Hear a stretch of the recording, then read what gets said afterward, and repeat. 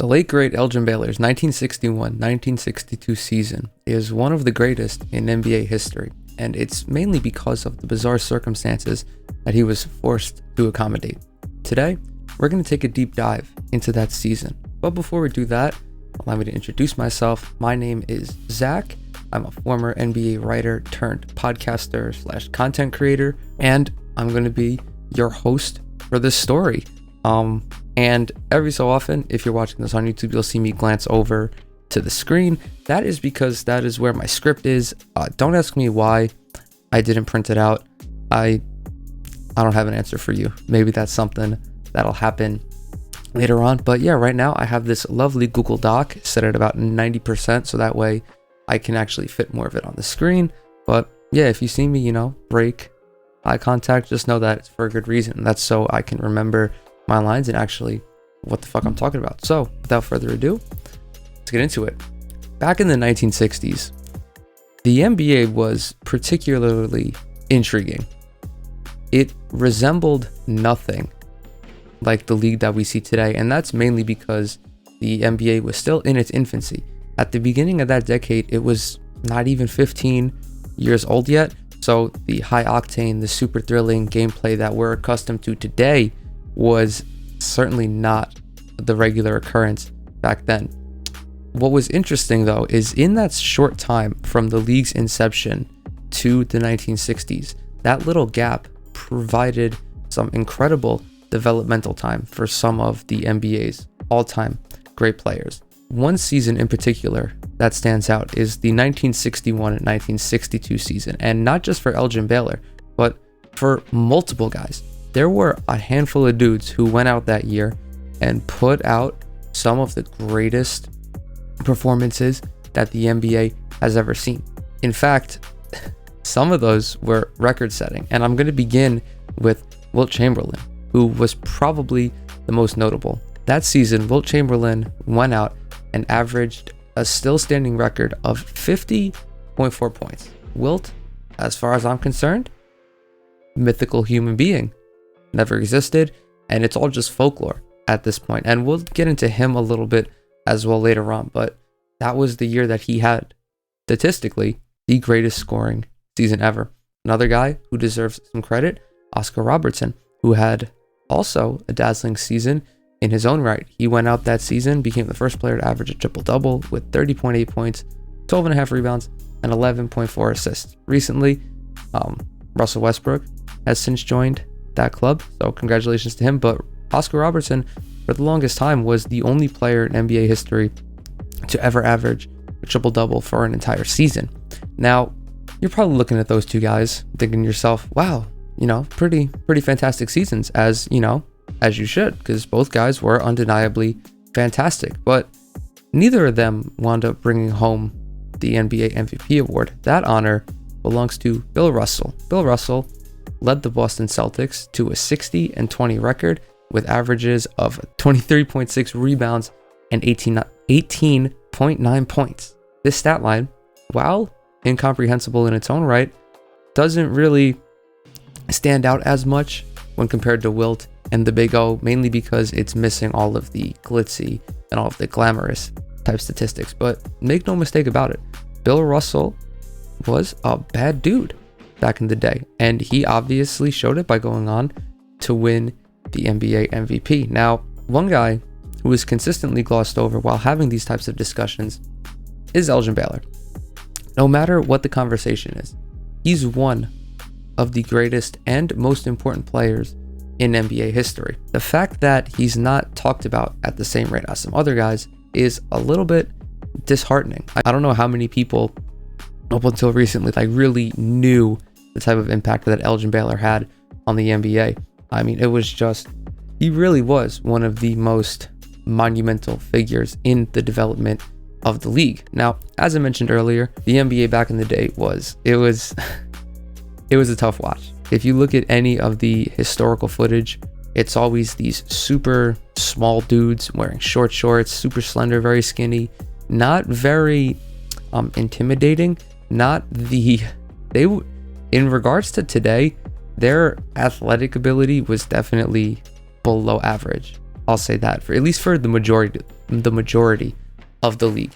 And one thing that always sticks out is when you catch these dudes like dribbling, it's always with the hunchback, and then their shot forms are just like, I don't even really want to talk about it at the expense of getting sick and vomiting all over my microphone. It was just very hard to watch back then. I could only imagine what it was like trying to sit through full games, because even the highlights are they're just like a little too much sometimes. The elite athletes that we see today, these explosive leapers, these fucking dynamic sprinters, all these crazy genetic freaks were not very prevalent back then.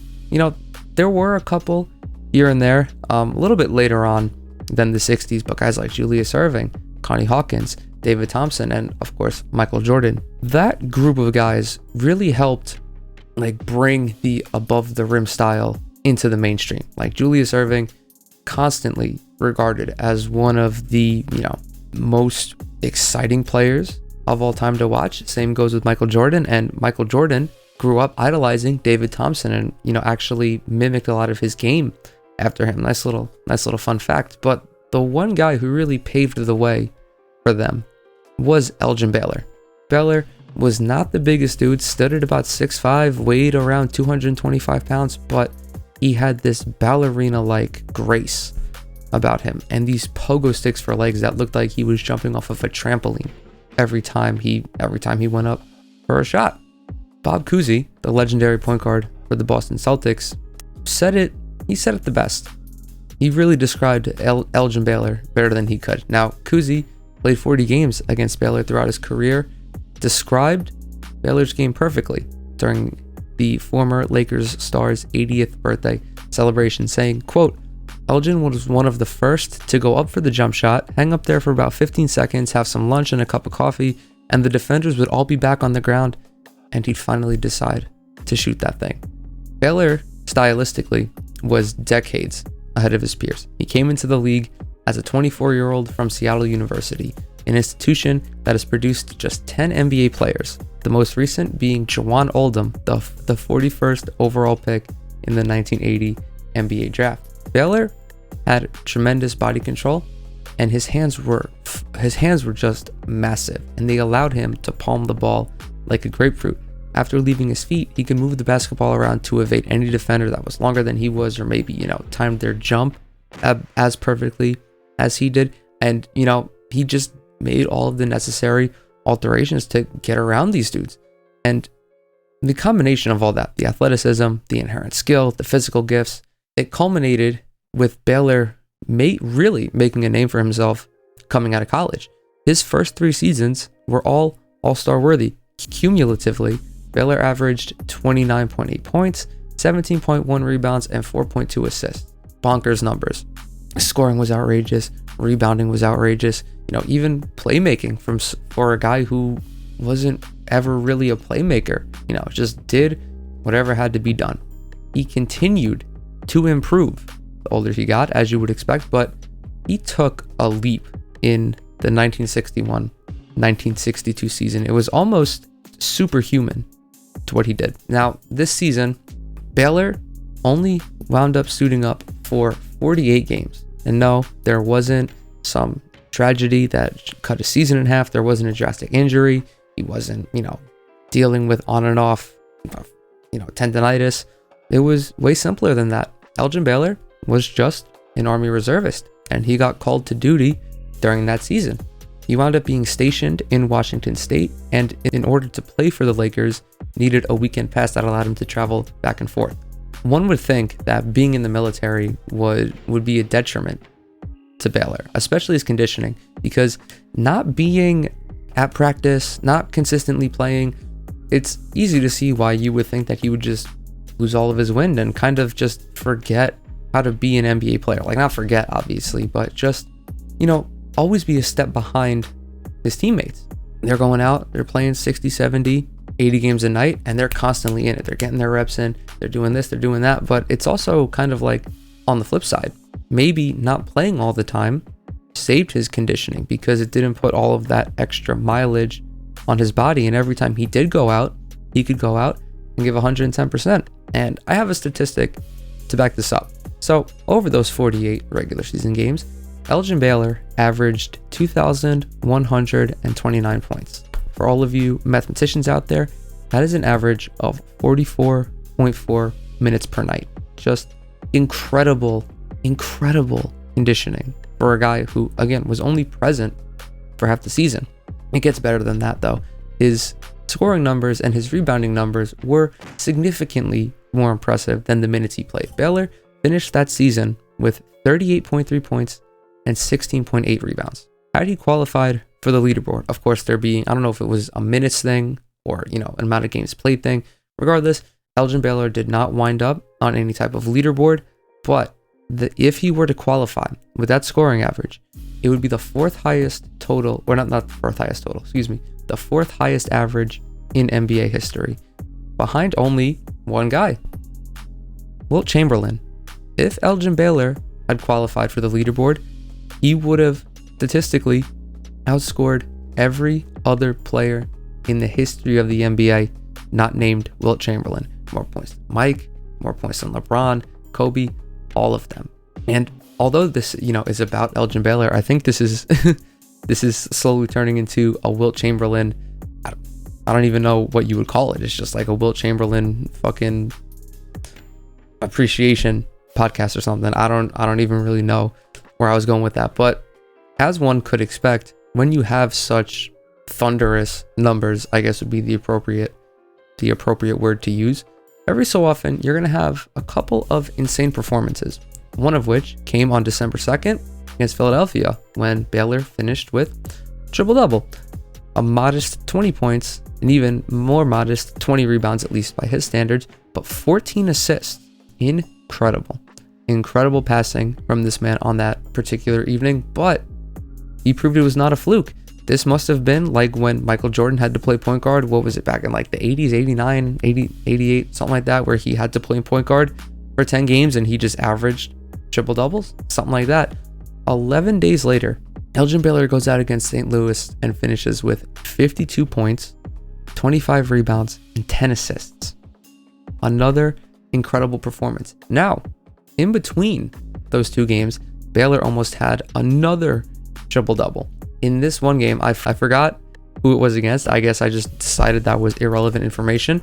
Anyway, he finished with 63 points, 31 rebounds, and 7 assists.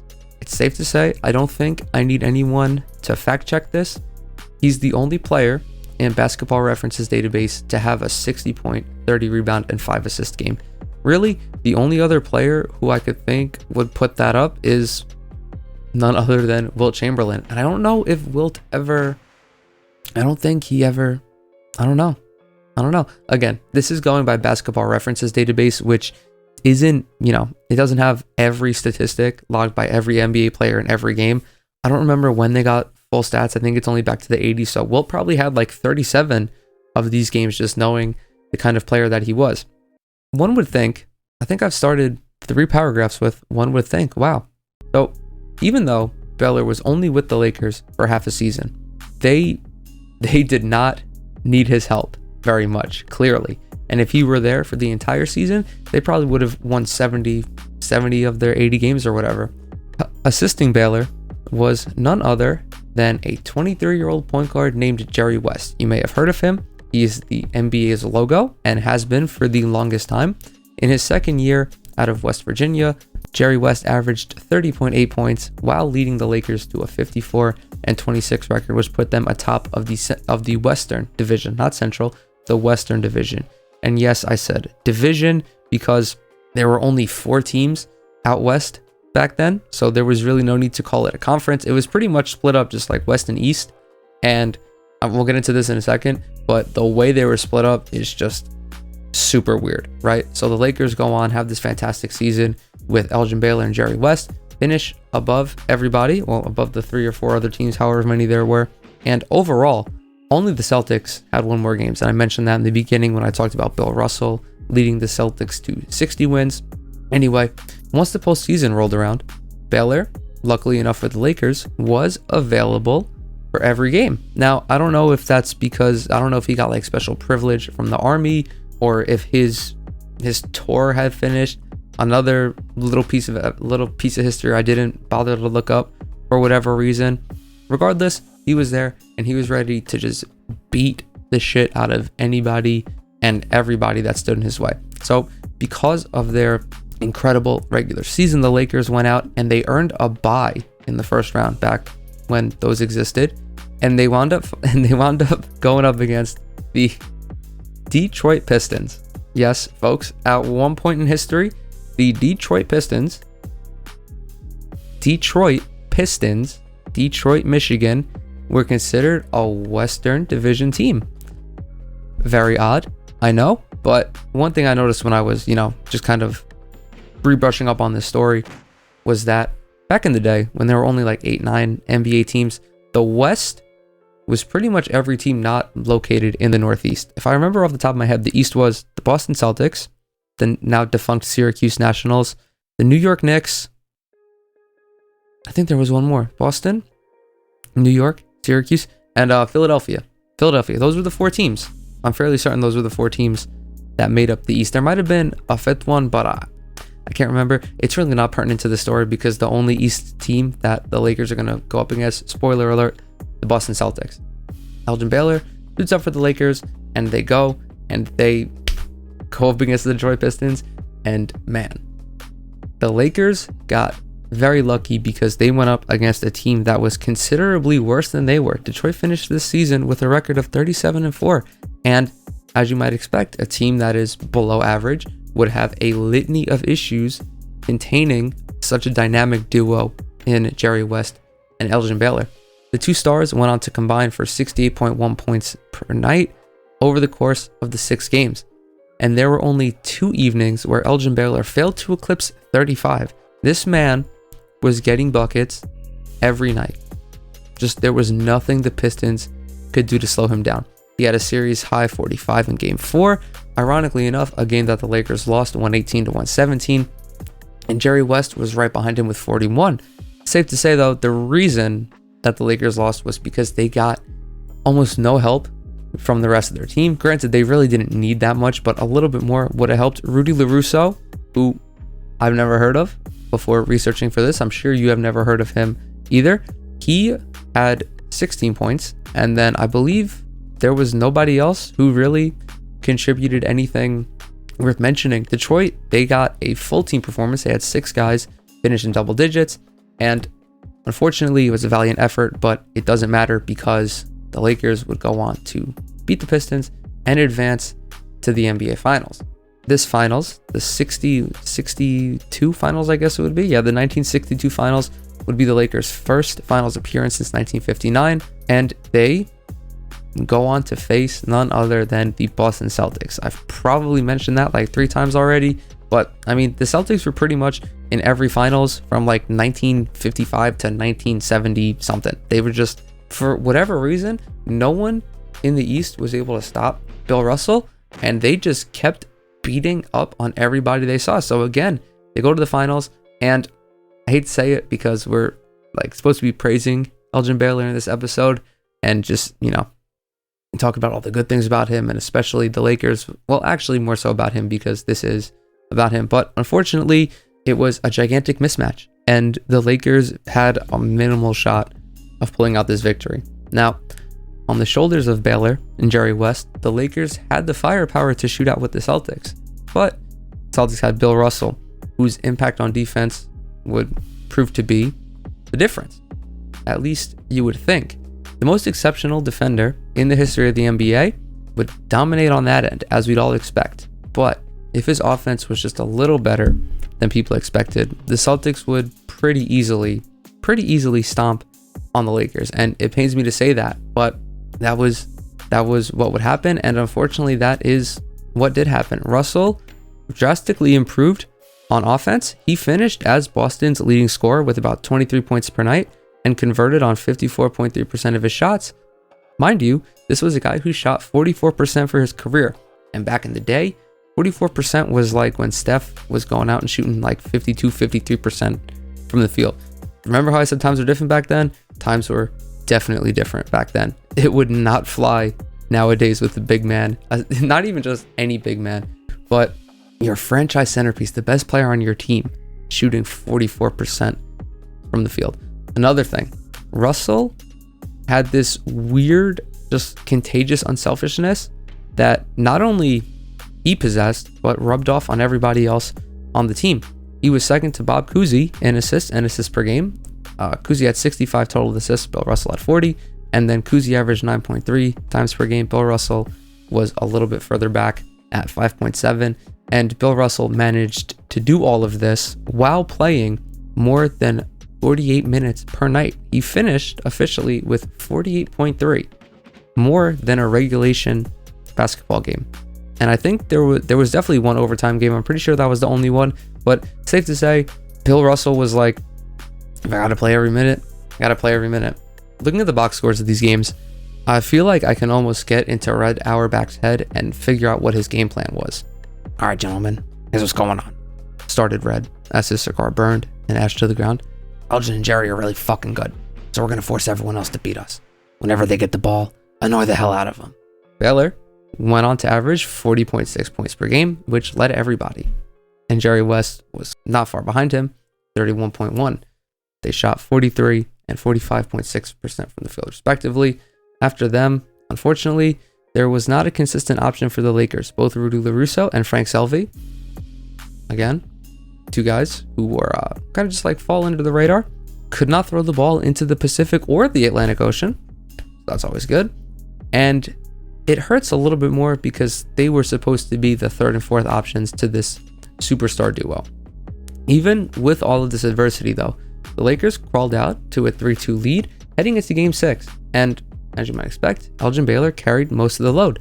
Again, he was consistently getting like 30, 35, 36 points every night and was just a terror on the glass. He really was like Bill Russell. If Bill Russell converted all of his defensive powers into offensive powers, that's really the most apt comparison that I can think of. Now, his highlight of the series came in the fifth meeting, the Boston Garden. There hasn't been a performance like it since. The series was tied. Each Laker loss was a blowout. Each win was a nail-biter. And Boston had the momentum heading into that home contest. They had just won the previous one in Hollywood, but that proved to be irrelevant to Elgin Baylor. It was a shootout, the final being 126-121 in favor of the Lakers. Elgin played every second of every quarter. The kind of stamina that we only saw back in the day. And I'm not saying it's a good thing or a bad thing. I'm just saying that the science now says that, hey, maybe it's not ideal for your star players to play every minute of every game. The Lakers needed him out there playing all of those minutes if they wanted to win. That's how it was. So he goes out, takes the court in this game, and puts up a still standing finals record, 61 points. It took him 46 shots. He made 22 of them. He went to the free throw line 19 times where he converted on 17 of those attempts.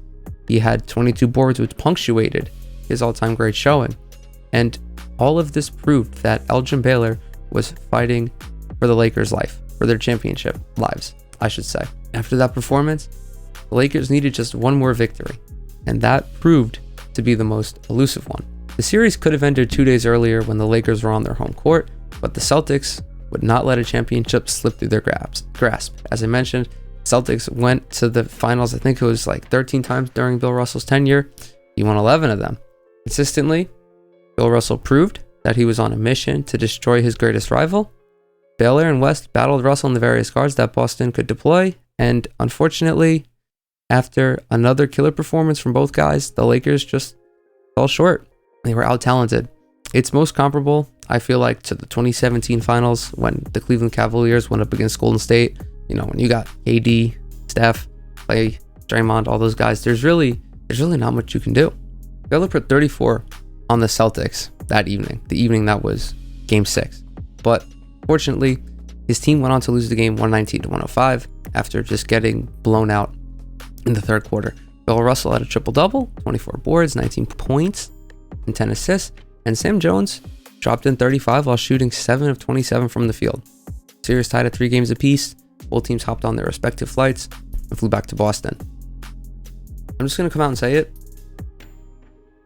If we could time travel and see any basketball game in the history of ever, I would want to stay as far away from this game as possible. This one game is arguably the worst in NBA history. And I'll get into why. Boston won this game, 110-107. It was an overtime nail-biter, slugfest, and there were so many fouls and so many missed shots. How many, you may ask? Well, together, the two teams combined for 70 personal fouls and 146 missed shots. 146 missed shots. Let's take a moment to comprehend this. There were 146 instances where these two teams could not put the ball in the basket. Let's just take a moment. Let's take a moment to comprehend that. Let's let it marinate. Now, as bad as the contest was, Baylor was the high scorer. Again, just continued to flex his scoring prowess. He had 41 points, 22 rebounds, but unfortunately fouled out in 51 minutes. On the other side, Bill Russell came up clutch, dropped in 30 points and pulled down 40 rebounds. Holy shit. I don't remember reading that. I don't remember reading that when I brushed up on it.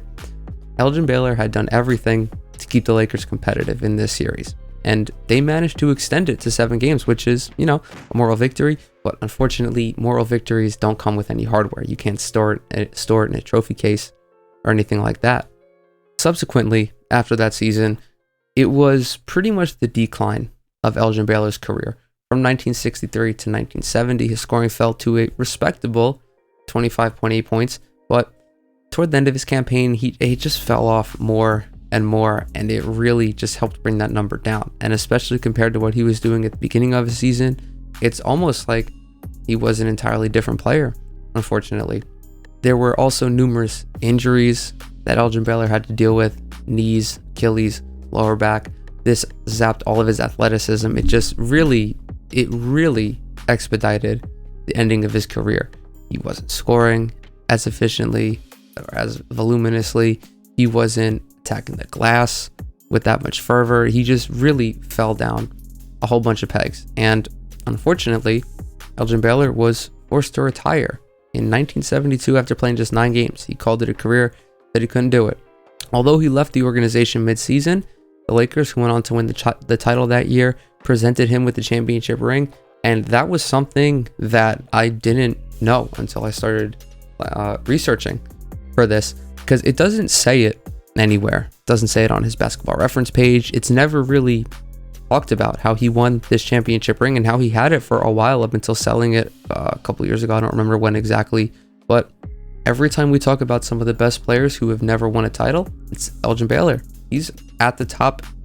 I'd say he's at the top. It's like him, Charles Barkley, Karl Malone, guys like that. But, technically, he may not have won a title, but he's got championship rings. So there's that. To I guess just like put a bow on all of this.